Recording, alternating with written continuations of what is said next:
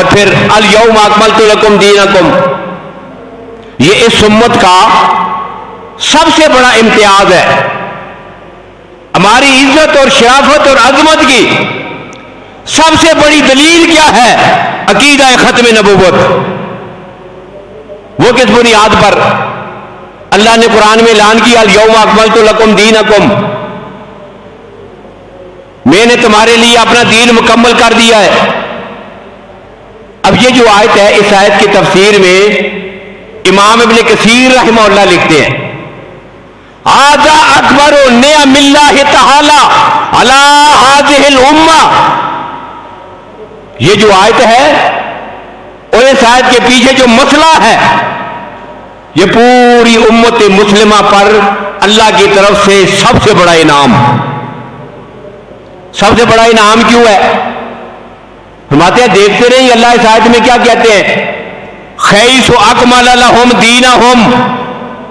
اللہ فرماتے ہیں میں نے تمہارے لیے تمہارے دین کو مکمل کر دیا. اب دین مکمل ہوا تو پھر کیا ہوا؟ اس کا لازمی نتیجہ یہ نکلا فلا یحتاجون الی دین غیرہ. اب قیامت تک انسانیت کسی اور دین کی محتاج نہیں رہی.